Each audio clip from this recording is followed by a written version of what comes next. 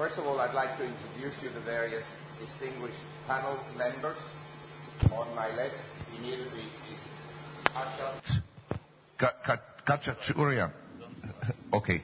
Then Hugh Hendry, Nassim Taleb, Michael Gomez, David Norris, and Michael Power. The procedures will be that we start with Michael, and what I'd like to do is really, I want to be generous. I'll give each one of you $100 million, and you invest them for us for this year, just 12 months. You may tell us how you would invest for, say, 10 years, but the 100 million is for 12 months, and we won't hold it against you if you lose it all, since some of you are hedge fund managers. Now, the other point I'd like to make is, you are all aware that last year asset markets had a fantastic performance. Many markets are up more than 100%. The asset class that didn't perform well was the US dollar, and also US government bonds, where yields edged up from 2.08% at the end of 2008 to now over 3.6%. So maybe you want to then, in the course of this discussion, also comment on dollar and bond markets. So why don't we start with you, Michael? Is that fine? That's fine, Marc. I actually sat at this end because I thought I was going last. Well, the first shall be last and the last shall be first.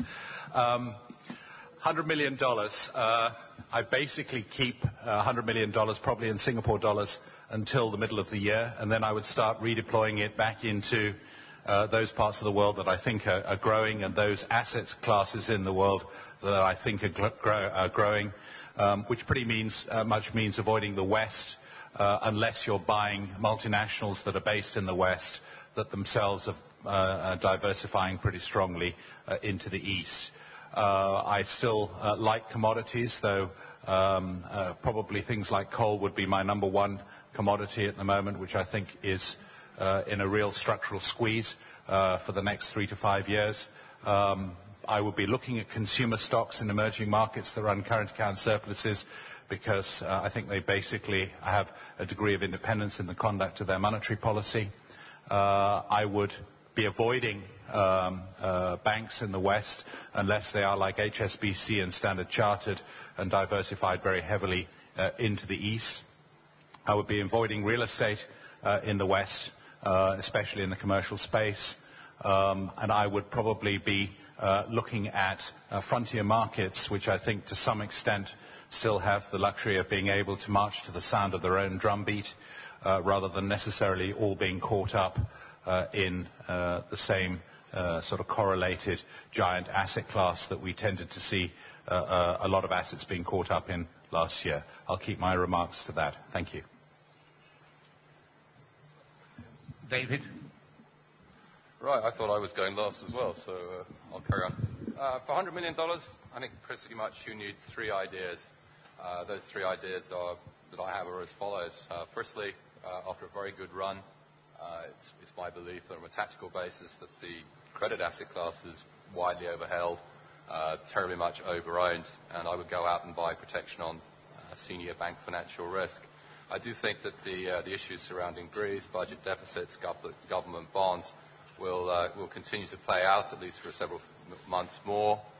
It's probably too late to go in and buy CDS on sovereign credits. It's an odd market. But if you're looking for an opportunity that doesn't cost you too much and to get short, CDS on banks is a way of doing it. Essentially, the guarantees there come from the states. If the states can't match the guarantees, those bank bonds will be in trouble. More constructive thought is to go in and buy some dividend futures, particularly dividend futures in Europe and in the good old UK stock market. It's my expectation that large cap companies have done a fantastic job of deleveraging. They will generate huge amounts of cash flow and relative profit improvement. Now, what are they going to do with that money? Unlikely, in my view, to spend it on capex. Probably unlikely to spend a great deal of it on merger and acquisition activity. But hopefully they will pay out more cash to long-suffering shareholders through higher dividends through the course of 2010. Interestingly, dividends are priced at a discount to last year's payout. Makes no sense to me. Total return possibly up 15%. We expect that sort of level of performance and extremely limited downside. Third trade, slightly more depressing trade, is to take any opportunity that you find when money market futures start to price in rate increases in the developed world to oppose that trade. We don't see any scope for monetary policy to be altered anytime soon in the developed world, and a fairly low-risk strategy and a good way of adding a bit of juice to your hopefully original $100 million and return it to Marc with a bit of a gain on it. Well, thank you very much. Please hold the mic close to your face when you're talking. And the people sitting or standing at the back, there's still plenty of seats here in front, just in case you wanted to sit down. Yeah, okay. We even have a free one here, I was told. Michael, please. Thank you. In our view, the global economy right now is in a period of rebalancing. So to invest $100 million, I want to be invested in places that I think are going to benefit from this rebalancing and stay away from places that ultimately are going to be hurt by this long-term global economic rebalancing.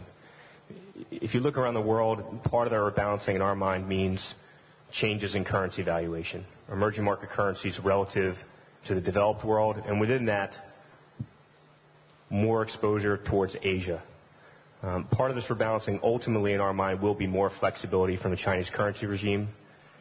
That will free up a constraint for some of the emerging market currencies to appreciate, so we'd like to take more exposure there. Again, of course, it's been pointed out earlier today more than once that currencies are a relative proposition. Against that, I would want to stay away from the euro, the eurozone, and some of the emerging European currencies.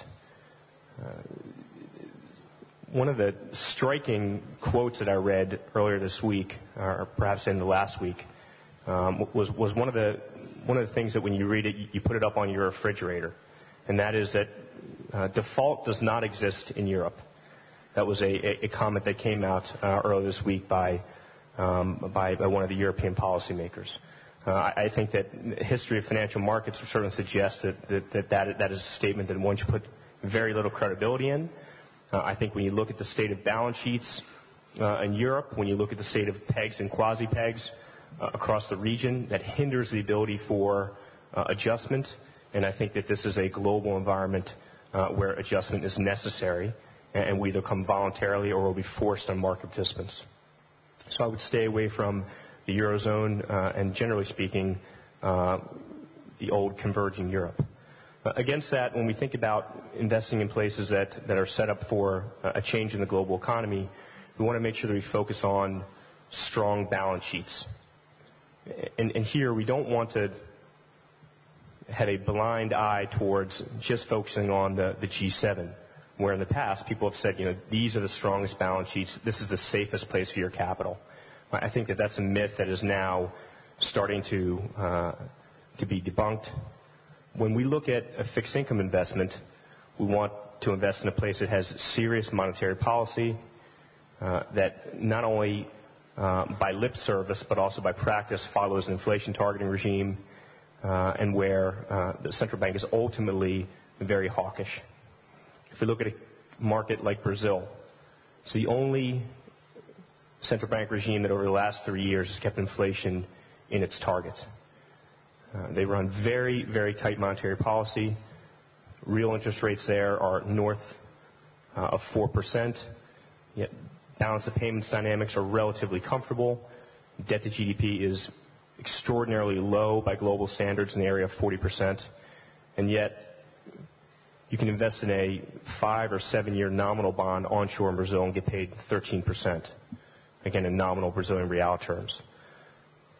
So that's an example of a place where you can go and you can have strength of balance sheet, you can have strength of valuations, you have cushion not only in nominal or real terms, and you can feel relatively comfortable with your stream of fixed cash flows. I would agree with the statement here that generally speaking we would be fading monetary policy hikes for 2010. I think there's still good opportunities in the front end of the U.S. yield curve where you can roll down that curve. And in terms of G7 markets for fixed income safety, we would favor Germany. Thank you. Nasim? Thanks. The first thing I do is I don't like to invest money, like people invest money for one reason.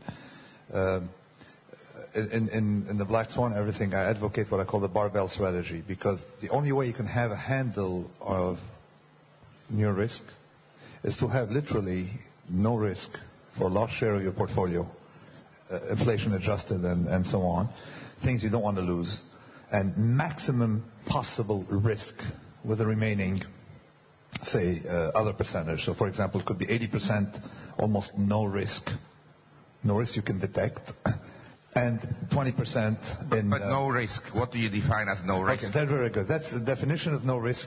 The term is also...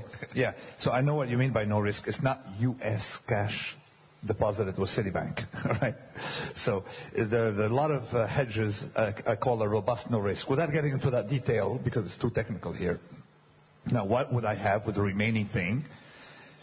Overall, I'd have a medium risk, but definitely it's a lot more robust than another portfolio that had medium risk that can blow up, okay? Because we don't have a good handle on risk. That's the first statement. 2, what composition would I have for my speculative component that I would express with options and other things? The first thing I would do is the trade short S&P against gold on a ratio basis. More 1.5 times S&P to 1 unit of not just gold, palladium and stuff like that. As I said, what I call gold is not what you call gold. What I call gold has more silver, palladium, other intelligent metals that central banks don't own than gold, right? Because you know what's going to happen. They're going to dump their gold on us, for us, you see, when things will go bad. So the first trade is S&P versus gold with more short S&P. That's the first big trade. Second big trade I would do is express with out-of-the-money option a very small probability of making money, but boy, if you're right, boy, you'll never see a private plane, a public plane again if you get that right. It's hyperinflation, all right? I no bet on inflation, hyperinflation, something that may explode if they print because of expectations, some out-of-the-money option. That's the second trade. I know I'm going to lose money on it, but boy, if I win, it'll be big. The third trade is a no-brainer. Every single human being should have that trade. It's short treasury bonds in the U.S. Short the curve, yes. Yeah, but out-of-money options on what? I have about 18 different instruments. I build them as a cocktail that one would hyperventilate.